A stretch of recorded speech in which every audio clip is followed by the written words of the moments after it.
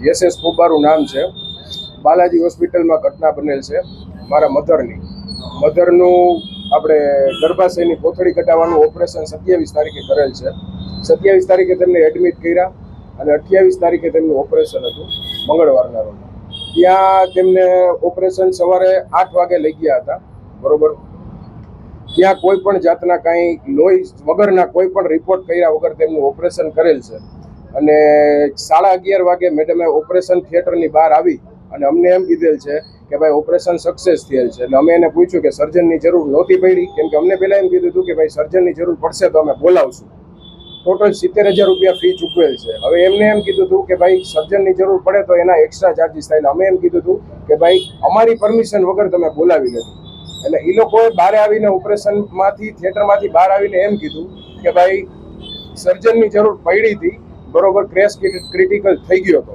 પરંતુ મેં તેમને ફોન કર્યો, પરંતુ તેઓ જે મેઇન સર્જન હતા તે બીજા ઓપરેશન થિયેટરમાં હતા, તેથી તે આવી શક્યા નથી અને મેં એના ઇન્સ્ટ્રક્શન ઉપર ઓપરેશન કરી નાખ્યું. બરોબર. પછી 19 થી 20 કલાક સુધી બેહોશ હાલતમાં જ હતા. મારા મમ્મીને કોઈ પણ જાતનો હોશ હતો નહીં. અમે એ લોકોને પૂછી, ત્યાંના ડોક્ટરને, ત્યાંના સ્ટાફને, તો એ લોકો એમ કહે છે કે ભાઈ ઓપરેશન થયા પછી બધું નોર્મલ કહેવાય. એ નોર્મલ કહેવાય, એ લોકો એમ જ કહે છે. એ બેસુદ હાલતમાં જ હતા. પછી સવારના 8 વાગે તેમને શ્વાસ થોડોક ચડતો હતો, હૃદયમાં દુખતું હતું. અમે અહીંયાના ડોક્ટરના સ્ટાફને એમ કહી તો એ એમ કહે છે કે ભાઈ ગેસના તકલીફથી હોઈ શકે, બીજો કાંઈ આમાં કાંઈ છે નહીં. એટલે અમે એમ કહી કે ભાઈ મેડમને બોલાવો. મેડમ 8 થી 10 વાગ્યા સુધી કોઈ આવેલ છે નહીં. પછી 10:30 મેડમ જ્યારે રાઉન્ડમાં આવ્યા, બરોબર, ત્યારે એને આવીને ધબકારા ચેક કર્યા. ધબકારા એના 167 હતા અને બીપી 76 હતું. બરોબર. એટલે એમના MD ને બોલાવ્યા અને MD એમ કીધું કે ભાઈ આમને લોહીના ગઠ્ઠા જામી ગયા હોય એવું લાગે છે અમને, એટલે અમે એક ઇન્જેક્શન દઈશી, એનાથી જો ફેર ન પડે તો કાર્ડિયોલોજિસ્ટનો સંપર્ક કરવો પડશે. અમે કીધું ઓકે. એટલે પછી એમને એક ઇન્જેક્શન દીધું, પરંતુ એનાથી પણ કાંઈ ફેર પડ્યો નહીં. અને એનાથી આપણે ધબકારા કહેવાય એ 155 થયા, એનાથી ઘટતા નહોતા.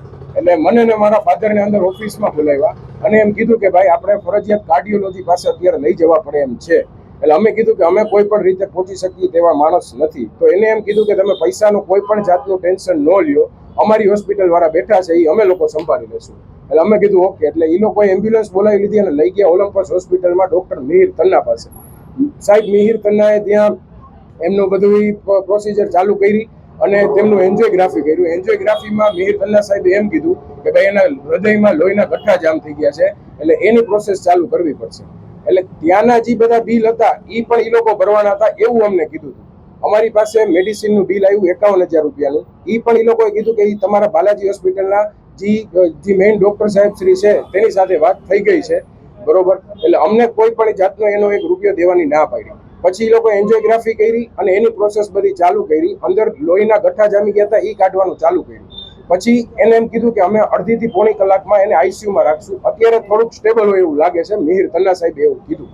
પછી અમે એમ કીધું કે આનું કારણ શું હોઈ શકે, તો એ કે અમારી પાસે તો ઓલરેડી કેસ ક્રિટિકલ થઈને જ આવેલો છે બાલાજી હોસ્પિટલમાંથી, એને અમને એવું કીધું. પછી સાંજે અમે બધા એક એક કરીને મારા મધરને મળવા ગયા.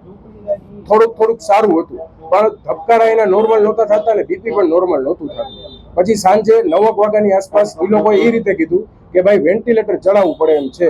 એટલે અમે એમ કીધું કે કાંઈ વાંધો નહીં. એ લોકોએ કોઈ પણ જાતની અમારી પરમિશન લીધા વગર વેન્ટિલેટર ચડાવી દીધું, CPR એને ચાલુ કરી દીધો અને શોર્ટ ટ્રીટમેન્ટ પણ ચાલુ કરી દીધી, બરોબર. 9:30 વાગે એમના ધબકારા એકવાર બંધ થઈ ગયા અને 10 વાગે પાછા આવ્યા અને 11:20 સુધી ત્યાંના સાહેબોએ બધાએ ટ્રાય કરી, પણ ધબકારા પાછા ચાલુ થયા નહીં.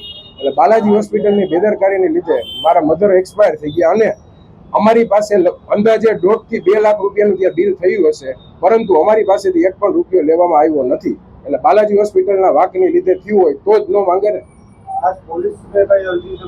પોલીસને અમે A ડિવિઝને અરજી કરેલ છે, ત્યાં PI સાહેબને પણ મળેલું છે. એને પણ એમ કીધું છે કે અમે અમારી પ્રોસેસ થશે એટલી ફાસ્ટ કરશું અને PM રિપોર્ટ પણ FSLમાં ગાંધીનગર ગયો છે.